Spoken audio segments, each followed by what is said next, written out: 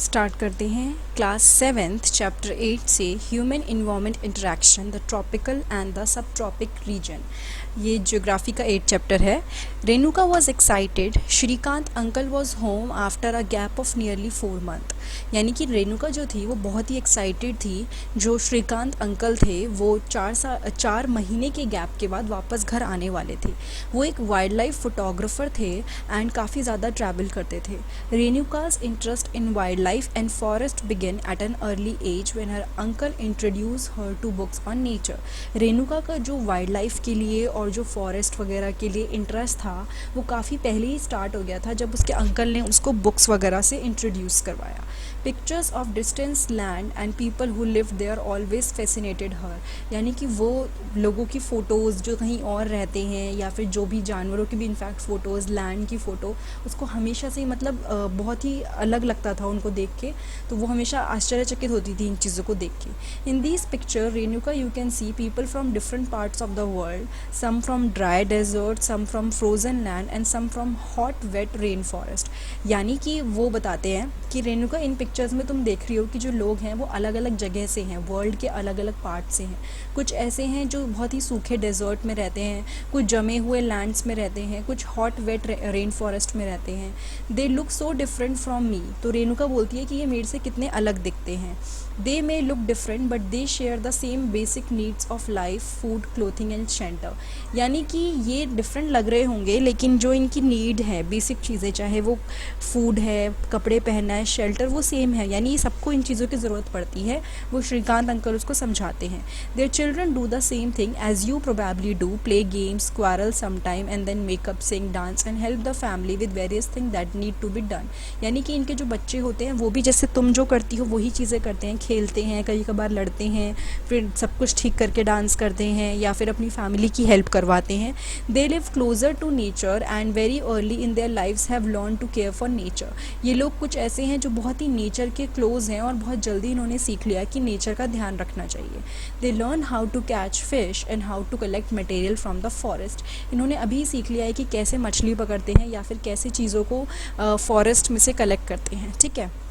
In chapter 8, 9th and 10th, you will learn about the life of people in different natural regions of the world। यानी कि chapter 8, 9th और 10 में आप लोग सीखोगे किसके बारे में? लाइफ, लोगों की लाइफ के बारे में, यानी अलग अलग नेचुरल रीजन्स में जो लोग रहते हैं उनकी लाइफ के बारे में you will learn. Life in the Amazon basin. Before learning about the Amazon basin let us look at the map. अब आप क्या करोगे? मैप को देखोगे। 8.2 में एक मैप दिया हुआ है। Notice that the tropical region lies very close to the equator. जो ट्रॉपिकल रीजन होता है वो काफ़ी ज़्यादा क्लोज होता है किसके? इक्वेटर के पास होता है। ठीक है। जो बिल्कुल बीच में से इक्वल डिवाइड करता है उसको बोलते हैं between 10 degree north to 10 degree south. उसने बोला है इस पोर्शन में यहाँ पे बात हो रही है। मैं इसको हाईलाइट कर देती हूँ। ठीक है। उसके बाद बोला है the river Amazon flows through this region. और जो रिवर है अमेजॉन रिवर वो इसी पोर्शन से पास होती है। Notice how it flows from the mountain to the west and reaches the Atlantic ocean to the east. यानी कैसे वो माउंटेन से फ्लो करके दूसरी जगह पे पहुंच रही है, आपको नोटिस करना चाहिए।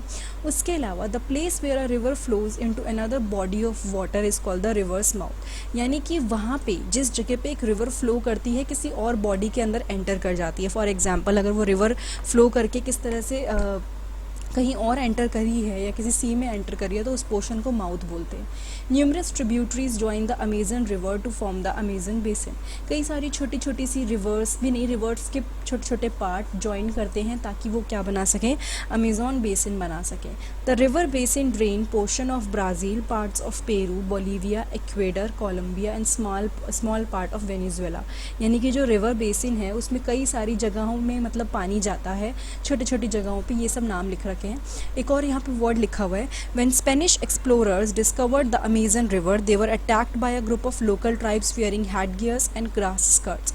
यानी कि जब स्पेनिश एक्सप्लोरर्स ने अमेजन रिवर को ढूंढा था, डिस्कवर किया था, तो उनको लोकल ट्राइब्स ने अटैक कर दिया था। ठीक है। जिन्होंने ऊपर सर पे पहना हुआ था कुछ कुछ और नीचे घास की स्कर्ट्स पहनी हुई थी। These people reminded them of the fierce tribe of women warrior known as ancient Roman empire as the Amazons, hence the name Amazon. और ये जो लोग थे इन्होंने क्या किया था? उन्हें डराया था। लाइक याद दिला दी थी उनकी, उन ट्राइब्स की, उन वुमेन वॉरियर्स की जो पहले रोमन एम्पायर में रहती थी, तो इसलिए उसका नाम फिर अमेज़ॉन पड़ गया।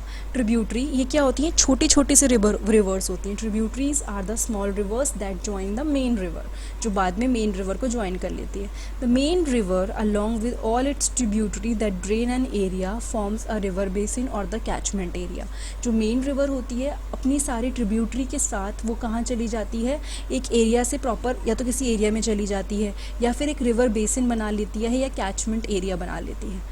The Amazon basin is the largest river basin in the world. जो अमेजन बेसिन है ये आपका पोर्शन, ये क्या है, लार्जेस्ट रिवर बेसिन है। छोटी छोटी ट्रिब्यूटरी आप देख सकते हो, रिवर्स भी इसके अंदर है, ठीक है। उसके बाद है climate. As you know the Amazon basin stretches directly on the equator and is characterized by hot and wet climate. कोई भी चीज़ जो इक्वेटर के पास होगी वहाँ पे बारिश बहुत होगी, ह्यूमिडिटी भी होगी, हॉट भी होगी और वेट भी होगी, क्योंकि बारिश बहुत होती है। यहाँ पे क्या होता है, डे और नाइट इक्वली हॉट होते हैं और ह्यूमिड होते हैं, ठीक है। स्किन जो होती है बहुत स्टिकी फील होती है, चिपचिपापन बहुत फील होता है यहाँ पे, और ऑलमोस्ट हर दिन बारिश होती है यहाँ पे, ठीक है। That too without much warning, और ज़्यादा बिना वार्निंग के यहाँ पे बारिश होती रहती है।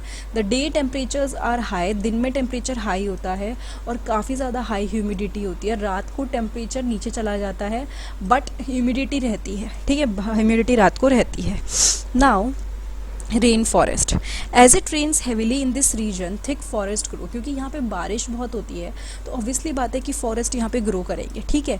जो फॉरेस्ट हैं वो इतने थिक हैं कि ऊपर ये हम पढ़ चुके हैं, डेंस रूफ बना लेते हैं। इससे पहले के दो चैप्टर पहले हमने पढ़ा था ये, जहाँ पे क्या होता है, ये डेंस रूफ किससे बनती है, लीव से, क्योंकि घने जंगल होते हैं ना, तो घने जंगल क्या करते हैं, सनलाइट को नीचे आने नहीं देते, एंड ये they do not allow sunlight to reach the ground. The ground remain dark and damp. जो ग्राउंड होता है नीचे वो अंधेरा रहता है वहाँ पे, ठीक है, हल्का हल्का गीला रहता है।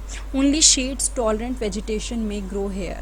अब वहाँ पे क्या होता है, यानी कि जो छाया में उग सकते हैं वही पेड़ नीचे ग्रो करते हैं, वही पौधे नीचे ग्रो करते हैं, क्योंकि नीचे धूप पहुँचती ही नहीं है। Orchids bromeliads grow as plant parasites, ये नाम है, ये प्लांट पैरासाइट की तरह ग्रो करते हैं। The rain forest is rich in fauna, यानी कि एनिमल्स भी बहुत अलग अलग तरह के होते हैं रेन फॉरेस्ट में। कुछ बर्ड्स जैसे कि टुकैंस, हमिंग बर्ड हो गई, birds of paradise with their brilliantly coloured plumage, उनके कलर होते हैं बहुत ही अच्छे, यहाँ पे दिखा नहीं रखा। उसके अलावा oversize bills for eating make them different from birds we commonly see in India. Neck kind of area जो होता है वो ओवरसाइज्ड होता है, जो उनको काफ़ी खाने में हेल्प करता है, ठीक है। और ये डिफरेंट है क्योंकि इंडिया में आपको नहीं मिलेगा, इंडिया में ऐसे बर्ड्स कम मिलते हैं। These birds also make loud sounds in the forest, ऐसे बर्ड्स शोर भी बहुत मचाते हैं जंगल में, ठीक है। एनिमल जैसे कि monkey, sloth and and eating tapir, यहाँ पे ये फोटो बना रखी है टैपिर की, वो भी यहाँ पे मिलते हैं। कई स्पीसीज रेप्टाइल्स की, स्नेक्स की, वो भी जंगल्स में रहती हैं। क्रोकोडाइल, स्नेक, पाइथन, ये सब भी वहाँ मिलते हैं। Anaconda and boa constrictor are some of the species. इसमें से कोई भी एनिमल आपको देखना तो आप गूगल भी कर सकते हैं। Beside the basin is home two thousand of species of insects, यानी यहाँ पे बहुत सारी स्पीसीज ऑफ इंसेक्ट्स आपको मिलेंगे। Several species of fishes including the flesh eating पिराना fish is also found in the river. कई स्पीसीज ऑफ फिशेज जिसमें आ जाती हैं फ्लैश ईटिंग पिराना फिश, जो मांस खाती हैं, वो भी यहाँ पे रिवर में मिलती है। This basin is thus extraordinary rich in variety of life found here. तो अमेजन बेसिन जो है उसकी क्वालिटी क्या है, बहुत सारे लिविंग ऑर्गेनिज्म और बायोडाइवर्सिटी रिच है, बहुत different type of living organism यहाँ मिलते हैं। Bromeliads are special plant that store water in their leaves, ये ऐसे प्लांट्स होते हैं जो अपनी लीव्स में पानी को स्टोर करके रखते हैं। Animals like frog use these pockets of water for laying their egg, और एनिमल क्या करते हैं, इन पॉकेट्स को यूज़ करते हैं ताकि वो अपने अंडे दे सकें, ठीक है। उसके बाद हम लोग पढ़ेंगे about people of the rain forest. People grow most of their food in small areas after clearing some trees in the forest. लोग क्या करते हैं, थोड़े थोड़े जहाँ पे फॉरेस्ट होते हैं उनको क्लियर करके वहाँ पे क्या करते हैं, पेड़ पौधे उगाते हैं अपनी मर्ज़ी के लैंड पे जो क्रॉप्स होती हैं वो उगाते हैं। While man hunt and fish along the rivers, women take care of the crops. Man जो क्या करते हैं वो तो मारते हैं एनिमल्स को या फिश को, लाइक फिशिंग करते हैं, वुमेन क्रॉप्स का ध्यान रखती हैं। दे mainly grow tapioca, pineapple and sweet potato, ठीक है, आपका जो शकरकंदी होता है, पाइनएप्पल वगैरह होता है वो ग्रो करते हैं। As hunting and fishing are अर्स uncertain, it is women who keep their family alive by feeding them the vegetables they grow. क्योंकि हंटिंग और फिशिंग ऐसा होता है अनसर्टेन, मतलब श्योर नहीं होता, क्या पता मिल भी जाए, क्या पता नहीं भी मिले, तो वो सब्जियां उगा के वुमेन अपनी फैमिली का पेट भरती हैं. They practice slash and burn agriculture, और वो क्या प्रैक्टिस करती हैं, स्लैश एंड बर्न एग्रीकल्चर को प्रैक्टिस करती हैं. यानी स्लैश एंड बर्न एग्रीकल्चर का मतलब होता है झुमंतु खेती. ठीक है, वो हम पढ़ेंगे, यहाँ पे मैं एक बार पढ़ाई देती हूँ. ये एक ऐसा तरीका है लैंड को कल्टीवेट करने का जहाँ पे फार्मर्स क्या करते हैं, या तो एक पोर्शन को कट कर देते हैं पूरा का पूरा, वहाँ पे जो ट्रीज़ होते हैं, या उसको उसके बाद उन पोर्शंस को कट करके जो भी उन्हें उगाना था उगा के कट करके वो उस पोर्शन को बर्न कर देते हैं. ठीक है, जिसकी वजह से क्या होता है, न्यूट्रिएंट सॉइल में रिलीज हो जाते हैं. Now crops are grown in these cleared field for a few years, और फिर उसके बाद क्या करते हैं, क्रॉप्स कुछ टाइम के लिए ग्रो, पहले तो उसको कुछ टाइम के लिए छोड़ भी देते हैं, उसके बाद कई सालों बाद जाके दोबारा यहाँ पे ग्रो करते हैं. After repeatedly using the patch of land, जब वो दोबारा पैच उसको यूज़ करते हैं, जो सॉइल अपना न्यूट्रिएंट ख़त्म कर चुकी होती है तो वो उसको छोड़ देते हैं अबेंडेंट. उसके बाद वो अलग प्लॉट पे जाते हैं जहाँ पे वो सेम चीज़ करते हैं. मतलब एक प्लॉट क्लीन करा, उसको चाहे काटा चाहे जलाया, उसके बाद जब उसने न्यूट्रिएंट छोड़ दिया तो उसको उगा दिया उसमें अपनी मर्ज़ी के प्लांट. ठीक है, उसके बाद जब बहुत बार उन्होंने सेम चीज़ कर ली, प्लांट्स उगा दिए, तो वो नेक्स्ट साइड पे बढ़ जाते हैं. इसलिए इसको कहते हैं स्लैश एंड अर्न, या फिर झूम कल्टीवेशन भी इसको बोला जाता है, जो इंडिया में नॉर्थ ईस्ट की साइड होता है. Now, the staple food is manioc, also known as cassava, that grow under the ground like the potato. ये भी कहाँ पे, यहाँ पे मेन फूड जो है वो कसावा है, जो मिट्टी के नीचे उगता है जैसे पोटैटो उगता है. और ये क्वीन आंट्स भी खाते हैं एंड एग्स भी खाते हैं. कैश क्रॉप यानी coffee, maize and cocoa are also grown. Cash crops होता है जिसको बेच सके, तो यहाँ पे बहुत उगती है और ये उग के बेची बहुत जाती हैं बाहर की दुनिया में, बाहर दूसरे देशों में. The rain forest provide a lot of would for the houses. अब रेन फॉरेस्ट से क्या मिलते हैं, बहुत सारे घरों के लिए लकड़ियाँ मिल जाती हैं. ठीक है, कुछ फैमिलीज़ हैं जो थैच्ड हाउस, टूटे फूटे स्ट्रॉ से बने हुए घरों में रहती हैं. ठीक है, जो शेप जिनकी बिहाइस मधुमक्खी की छत्ते जैसी होती है. There are other large apartment like maloca with the steeping slanting roof. एक और कुछ टाइप के घर होते हैं जिन्हें मलोका बोलते हैं, और वहाँ पे जो रूफ होती है वो स्लैंटिंग होती है. ठीक है, टेढ़ी होती है. Life of the people of Amazon basin is slowly changing. अब क्या हो रहा है, लोगों की लाइफ बहुत स्लोली चेंज होती जा रही है. जो ओल्डर डेज में the heart of the forest could be reached only by navigating the river. In 1970 the trans Amazon highway made all part of the rain forest accessible. 1970 में एक highway बना जिसने क्या किया, सारे के सारे रेन फॉरेस्ट के पार्ट एक्सेसिबल है, कोई भी जा सकता है. और हेलीकॉप्टर्स एंड एयरक्राफ्ट भी यूज़ किए जाते थे अलग अलग जगह पहुंचने के लिए. जो इंडिजिनियस पॉपुलेशन है, वो जो वहाँ पे रहती थी, जिनका वहाँ घर था, उनको वहाँ से हटा दिया गया उस एरिया से, और उनको नई जगह पे सेटल होने के लिए बोल दिया गया. और जहाँ पे क्या हुआ, वो अपना जो तरीका है फार्मिंग का वो कंटिन्यू रखते रहे. डेवलपमेंट एक्टिविटी की वजह से क्या हुआ, ख़राब होना शुरू हो गया. देखो, जब भी डेवलपमेंट होती है वो फ़ायदे के लिए होती है. फॉर एग्जांपल, एक डेवलपमेंट है कि आप कुछ नई चीज़ डालोगे ताकि आपको फ़ायदा हो. तो लोगों ने वहाँ पे पेड़ काटे, नई फसलें उगाई या चेंजेस करे, लोगों का आना शुरू हुआ, तो उसकी वजह से जो एक्चुअल वहाँ पे लोग रह रहे थे उनको नुकसान हुआ. प्लस जो वहाँ का नेचुरल बायोडाइवर्सिटी थी, जो एनिमल्स थे, जो प्लांट्स थे, उनको नुकसान होना शुरू हुआ. अब कह रहे हैं कि ये एस्टिमेट किया जाता है कि बहुत बड़ा एरिया है रेन फॉरेस्ट का, जो धीरे धीरे क्या हो रहा है, हर साल कम होता जा रहा है. You can see that this destruction of forest has much wider implication. अब इस डिस्ट्रक्शन से, जो हम बोलते हैं कि रेन फॉरेस्ट का डिस्ट्रक्शन हुआ, उसके बहुत सारी नुकसान होते हैं. ठीक है, जो टॉप सॉइल है वो वॉश हो जाती है. जब आपके बहुत सारे प्लांट्स और पौधे उगे हुए होते हैं, तो जो टॉप सॉइल होती है ना, वो रूट्स, जो प्लांट की रूट्स होती है उसको पकड़ के रखती है, तो कभी भी सॉइल इरोजन नहीं हो पाता. लेकिन जब आप कल्टीवेशन के चक्कर में या अलग पर्पस से इसको हटा देते हो, तो क्या होता है, धीरे धीरे ये हटने लग जाती है, रिमूव होने लग जाती है. As the rain falls and the lush forest turns into a barren landscape. और जो एक बहुत ही हरा भरा, जो क्या कहते हैं ना, प्रॉपर फॉरेस्ट है, वो एक खाली बंजर ज़मीन में कन्वर्ट हो जाता है. यहाँ पे एक फ़ोटो दे रखी है, यहाँ पूरा का पूरा क्या है, फॉरेस्ट था, फिर लोगों ने सेटलमेंट किया और अब देखो प्रॉपर सेटलमेंट हो गया और फॉरेस्ट ख़त्म ही हो गया. तो वो दिखाया है. Now life in the Ganga Brahmaputra basin, जो ट्रिब्यूटरी है रिवर गंगा की एंड ब्रह्मपुत्र की, वो एक गंगा ब्रह्मपुत्र बेसिन बनाती है इंडिया सब कॉन्टिनेंट के अंदर. ठीक है, जो बेसिन है वो लाई करता है सब ट्रॉपिकल रीजन में, that is situated between 10 degree north to 30 degree, यहाँ पे लिख रखा है नॉर्थ. यहाँ पे ये दिखा रखा है आपका, ठीक है, ब्रह्मपुत्र रिवर और गंगा रिवर, ये पूरा पोर्शन दिखा रखा है। अब इसने क्या बोला है, the tributaries of the river Ganga like Ghaghra, the Son, the Chambal, the Gandak, the Kosi and the tributary of Brahmaputra drain it, ठीक है, अलग अलग ट्रिब्यूटरीज आती हैं जो यहाँ पे आके मिल जाती हैं। Look at atlas and find names of some tributary of the river Brahmaputra, आप एटलस लेके कुछ ट्रिब्यूटरीज जो हैं ब्रह्मपुत्र की उसको ढूंढ सकते हैं। The plains of Ganga and the Brahmaputra, the mountain and the foothill of the Himalayas and the sub Sundarban Delta are the main feature of this basin। यानी उसने क्या क्या बोला, जो ब्रह्मपुत्र है, जो प्लेन्स हैं गंगा के, माउंटेन्स और जो फुटहिल हैं किसके, हिमालय के और सुंदरबन डेल्टा के, वो मेन फीचर हैं इस बेसिन के। Oxbow lake dot the plain area, यहाँ पे प्रॉपर दिखा नहीं रखा, बट इसने क्या बोला है कि जो ऑक्सबो लेक होती है, ऑक्सबो लेक क्या होती है, जब कोई लेक इस तरह की शेप ले लेती है, इस तरह की, ठीक है, तो उसको ऑक्सबो बोलते हैं। तो क्या बोला है, oxbow lake dot the plain area, the area is dominated by monsoon climate. Oxbow lake क्या करती है, वो क्या कहते हैं, प्लेन एरिया में है, और द एरिया जो होता है ना उसमें क्या होता है, मॉनसून क्लाइमेट होता है, लाइक अकॉर्डिंगली बारिश आएगी जब मिड जून होगा, मिड सितंबर होगा, तो इस टाइम पे बारिश आएगी इस रीजन में, ठीक है। समर्स हॉट होती हैं और विंटर्स यहाँ पे कूल होती हैं, इक्वेटर की तरह नहीं कि, और दूसरी चीज़ ऐसे भी नहीं कि बिल्कुल ही मतलब गर्मी गर्मी गर्मी रहेगी, ऐसा नहीं है, चेंज होता है सीज़न। उसके बाद है look at the map of India, figure 8.8, आप देखो, find out the states in which the Brahmaputra basin lies. आप इसमें देखो, आपको पता चलेगा कि कहाँ पे गंगा ब्रह्मपुत्र का बेसिन पड़ता है।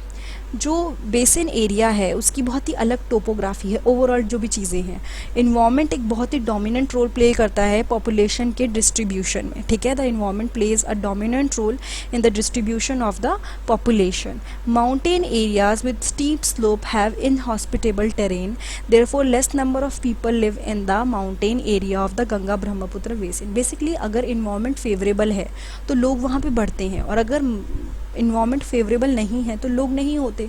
तो जो माउंटेन एरियाज़ हैं, बहुत ही पैने से, लाइक शार्प स्टीप स्लोप्स हैं, स्लोप्स ऐसे हैं कि इंसान गिर भी जाए, तो वो थोड़ा सा लोगों के लिए अच्छा नहीं है, तो लोगों के लिए सूटेबल नहीं है, तो वहाँ पे कम लोग होते हैं। जो प्लेन एरिया है जहाँ पे प्रॉपर ज़मीन वगैरह है, वो लोगों के सेटलमेंट के लिए, रहने के लिए बहुत अच्छी जगह है, तो वहाँ पे लोग बहुत रहते हैं, वहाँ की सॉइल भी फर्टाइल है, और एग्रीकल्चर वहाँ पे क्या होता है, मेन ऑक्यूपेशन है, जो भी लोग वहाँ पे रहते हैं।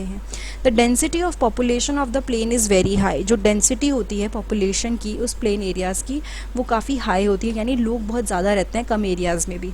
मेन क्रॉप जो है वो पैडी है। Since cultivation of paddy require sufficient water, it is grown in the area where the amount of rainfall is high. क्योंकि पैडी को उगाने के लिए प्रॉपर सफिशिएंट क्या चाहिए होता है, पानी चाहिए होता है, इसीलिए वो ऐसे एरियाज़ में उगाई जाती है जहाँ पे रेनफॉल बहुत हाई हो। Now wheat, maize, sorghum, gram and millets are other crops that are grown। ये क्रॉप्स भी ग्रो करी जाती हैं। कुछ कैश क्रॉप्स जैसे कि शुगर केन और जूट, ये भी उगाई जाती हैं, इनको बेचा जाता है। Banana plantations are seen in some areas of the plain, कई जगह आप बनाना के प्लांटेशन देख सकते हो, बनाना उगाया हुआ है। वेस्ट बंगाल और असम में T is grow in plantation, बहुत फेमस होती है असम की टी, और वहाँ पे क्या होता है, चाय बहुत उगाई जाती है। सिल्क भी प्रोड्यूस किया जाता है, कैसे, सिल्क वॉर्म को कल्टीवेट करके, ये आप साइंस में पढ़ोगे, अगर आपने नहीं पढ़ा तो आप पढ़ लोगे कि किस तरह से, 3rd चैप्टर में है फाइबर टू फैब्रिक वाले में, कि कैसे सिल्क वॉर्म से सिल्क बनाया जाता है, ठीक है। माउंटेन एंड हिल्स में where the slopes are gentle, crops are grown on terraces, जहाँ पे स्लोप बहुत स्टीप नहीं है, लाइक ऐसा होने की जगह थोड़ा सा कम है, ऐसा स्लोप है, तो क्या होता है वहाँ पे ना, मैं आपको दिखा देती हूँ, इस टाइप से ना टेरेन बनाए होते हैं, और हर पोर्शन पे क्या होता है, खेती बाड़ी हो जाती है, ठीक है। तो ये फ़र्क पड़ता है एकदम उस पर, क्या कहते हैं, कौन सी जगह पे उगा रहे हैं। The vegetation cover of the area varies according to the type of land form. अब जो वेजिटेशन एक होता है किसी भी जगह का, वो अलग अलग होता है, depend on the land form क्या है। जैसे कि जो गंगा और ब्रह्मपुत्र प्लेन है, वहाँ पे ट्रॉपिकल डिसीडियस ट्री ग्रो, जहाँ पे टीक, साल और पीपल उगाए जाते हैं, ठीक है। बम्बू, जो बैम्बू ट्री होता है, वो बैम्बू ग्रूव्स जो होते हैं, वो भी ब्रह्मपुत्र प्लेन्स में बहुत कॉमन है। ये पैडी कल्टीवेशन की फ़ोटो दिखाई हुई है, और ये टी गार्डन की है। The delta area is covered with the mangrove forest. जो मेन डेल्टा है वहाँ पे क्या है, मैंग्रोव फॉरेस्ट है। मैंग्रोव फॉरेस्ट वो फॉरेस्ट होते हैं जो बहुत, जहाँ पे पानी होता है ना, जहाँ सी वाटर आता है या पानी आता है, वहाँ पे उगे हुए होते हैं।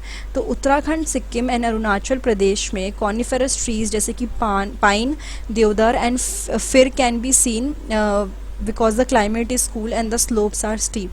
क्योंकि जो क्लाइमेट है ठंडा है, और जो कॉनिफेरस ट्रीज़ होते हैं ना, ये ठंडे क्लाइमेट में उगते हैं, और जहाँ पे स्लोप्स भी बहुत पैने पैने से होते हैं, स्टीप होते हैं, वहाँ पे ये उगते हैं। This is a variety of wild life in the basin. क्योंकि ये ऐसे एरियाज़ हैं जो बहुत ही वेजिटेशन रिच हैं, इन्वामेंट फ्रेंडली हैं, तो यहाँ पे अलग अलग तरह के एनिमल्स भी देखने को मिलेंगे, जैसे कि elephant, tiger, deer, monkey.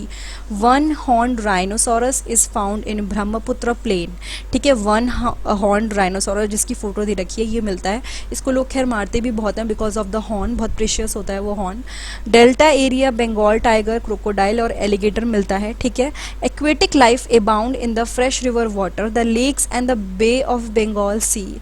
The most popular variety of the fish are the rohu, katla and hilsa. ये अलग अलग तरह की फिश की वेराइटी है जो मिलेगी। ठीक है, fish and rice is the staple diet of people living in the area. जो फिश और राइस है वो क्या है, बहुत ही स्टेपल डाइट है, बहुत ही ऐसी डाइट है जो लोग नॉर्मली खाते ही खाते हैं, क्योंकि वो एरिया ऐसा है कि वहाँ पे फ़िश भी बहुत अबेंडेंस में मिलती है, राइस भी बहुत उगता है, तो वो लोगों के लिए एक नॉर्मल फूड है जो वो खाते हैं।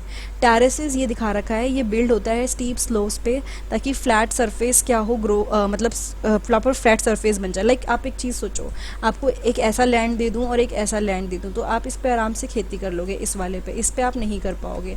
तो इसलिए उसको ऐसा बना दिया जाता है ताकि आराम से खेती हो पाए। जो स्लोप है वो रिमूव कर देते हैं ताकि पानी फटाफट ना बहे, क्योंकि एग्रीकल्चर के लिए पानी का रुकना ज़रूरी है। तो इसलिए ये ट्रेन्स बनाते हैं ताकि आराम से क्या हो, खेती हो पाए। लेक एक सोर्स है लाइवलीहुड का। विनोद एक फ़िशरमैन है जो मटवाली मॉन विलेज में रहता है, बिहार की। वो एक खुश आदमी है। With the efforts of the fellow fisherman Ravindra Kishore, Raju and others, he clean the maun or the oxbow lake to cultivate different varieties of fish. यानी उसने क्या किया है, उसने साफ़ कर दिया लेक को, और क्या हुआ, वहाँ पे कई सारी फिशेस उन्होंने पैदा करनी शुरू कर दी हैं। The local weed vallisneria hydrilla जो वहाँ पे उगती थी, वो फिश के लिए फूड है। ठीक है, तो land around the lake is fertile, यानी बहुत सारा फ़ायदा हुआ। वो जो लेक थी वो क्लीन हो गई, तो वहाँ पे अलग अलग फिशेस अब ब्रीड होने लग गई हैं। जो ब्रीड को खाना चाहिए वो भी वहीं है, और वो वहाँ पे आसपास में कई सारी क्रॉप्स उगा लेता है ताकि क्या हो, प्रॉपर कल्टीवेशन हो सके। जो बफेलो है वो यूज़ करता है लैंड को वो करने के लिए, जो मिट्टी उठानी पड़ती है ताकि कोई भी सीड डाल सके, वो बफेलो की हेल्प से हो जाता है। कम्युनिटी बहुत सेटिस्फाइड है और काफ़ी इनफ अमाउंट में फ़िश हैं जो पकड़ने के लिए और खाने के लिए भी, तो वो बहुत खुश है। वो मार्केट में उन फ़िश को बेच के भी आ जाता है। They have even begin supply to the neighbouring town. उन्होंने आसपास के जो टाउन है वहाँ भी बेचना या फिर सप्लाई करना शुरू कर दिया है। जो कम्युनिटी है अब वो नेचर के साथ बैलेंस्ड फॉर्म में रह रही है। अब जब तक कि आसपास की जो लोग हैं वो इस लेक वाटर तक नहीं आते, जो फ़िश कल्टीवेशन है वो कोई थ्रेट फेस नहीं करेगा, मतलब वो आराम से अपना काम कर सकते हैं क्योंकि हर चीज़ बैलेंस्ड है। लेकिन अगर कोई आके उनको ख़राब करना शुरू करेगा तो वो प्रॉब्लमेटिक सिचुएशन हो जाएगी। उसके बाद है कि in the fresh water of river Ganga and river Brahmaputra, यानी कि जो गंगा और ब्रह्मपुत्र का पानी है वहाँ पे कई सारी डॉल्फिन मिलती हैं जिनको सूसू बोलते हैं, ऑल्सो कॉल्ड ब्लाइंड डॉल्फिन। और द प्रेजेंस ऑफ सुसु in an indication of the health of the river. अगर ये वाली डॉल्फिन प्रेजेंट है तो क्या होता है, वो एक इंडिकेशन है कि रिवर की हेल्थ कैसी है। ठीक है, अच्छी रिवर में ही ये डॉल्फिन मिलेगी। The untreated industrial and urban wastage with high amount of chemicals are killing these species. अब क्या होता है, लोग जो भी वेस्ट होता है फैक्ट्रीज़ वगैरह का वो यहाँ डाल देते हैं, तो ये फ़िशेज़ मरने लग गई हैं। लेकिन अगर ये फ़िश पानी में प्रेजेंट है तो वो इंडिकेटर है कि पानी हेल्दी है। Now last paragraph is the Ganga Brahmaputra plains have several big towns and cities. यहाँ पे बहुत सारे कई टाउन्स हैं, सिटीज़ हैं। The cities of Allahabad, Kanpur, Varanasi, Lucknow, Patna and Kolkata, all with the population of more than 10 lakh are located along the river Ganga. ये सब रिवर गंगा के पास में लोग हैं। The waste water from these towns and industries is discharge into the river. एक बहुत ही गलत चीज़ जो होती है वो ये कि जो भी ख़राब पानी होता है, चाहे वो इंडस्ट्रीज से हो चाहे लोगों के घरों से हो, वो रिवर में छोड़ छोड़ दिया जाता है, जिसकी वजह से रिवर्स पॉल्यूटेड हो जाती हैं। All the 4 ways of transport are well developed in the Ganga Brahmaputra basin. In the plain areas the roadway and railway transport the people from one place to another. यानी कि होता क्या है कि ये चारों टाइप के ट्रांसपोर्ट वेल डेवलप्ड है गंगा ब्रह्मपुत्र बेसिन में, ठीक है। और प्लेन एरियाज़ जो हैं, जो रेलवे एंड रोडवेज ट्रांसपोर्ट है, वो लोगों का वहाँ पे इजीली हो जाता है। वाटरवे एक इफेक्टिव है means of transport particularly along the reverse, यानी पानी के थ्रू लोग रिवर्स पे इजीली ट्रांसपोर्ट कर सकते हैं। और कोलकाता एक इम्पॉर्टेंट पोर्ट है रिवर हुगली पे, ठीक है। The plain area also has large number of airport. जो प्लेन एरियाज़ हैं वहाँ पे क्या है, बहुत लार्ज नंबर में एयरपोर्ट्स भी हैं। टूरिज़्म भी एक अनदर इम्पॉर्टेंट एक्टिविटी है इस बेसिन के लिए। Taj Mahal on the banks of river Yamuna in Agra, जो यमुना के किनारे जो ताजमहल है आगरा में, इलाहाबाद में जहाँ पे कॉन्फ्लुएंस होता है रिवर गंगा और यमुना का, दोनों मिलती हैं। बुद्धिस्ट स्तूपा जो उत्तर प्रदेश और बिहार में हैं। लखनऊ में जो है इमामबाड़ा, असम विद काजीरंगा, और Manas with wild life sanctuaries, and Arunachal Pradesh with distinct tribal culture are some of the places worth a visit. ये सब ना हर जगह की क्वालिटी लिखी हुई है, हर स्टेट की, कि वहाँ पे क्या फेमस है। जैसे कि स्तूपास देखने हैं तो आपको यूपी में और बिहार में बहुत दिख जाएंगे, ठीक है। अगर आपको प्रॉपर वाइल्ड लाइफ सेंचुरी देखनी है तो मानास में मिल जाएंगी। ट्राइबल कल्चर देखना है तो अरुणाचल प्रदेश में दिख जाएगा, ठीक है। उसके अलावा यहाँ पे लिखा है रिवर को कंजर्व करने के लिए Namami Gange project has been initiated, जिसमें गोल यही है कि रिवर को क्लीन करना है। तो ये हमने अलग अलग मतलब एक तो बेसिन्स के बारे में पढ़ा, उसके अलावा हमने जो अमेज़न रेन फॉरेस्ट है उसकी लाइफ के बारे में पढ़ा, वहाँ कैसे चल रहा है, किस तरह के एनिमल्स रहते हैं, वो सब पढ़ा। तो ये था चैप्टर 8 क्लास 7th की ज्योग्राफी का। अगर ये वीडियो आपको अच्छी लगी है तो प्लीज़ लाइक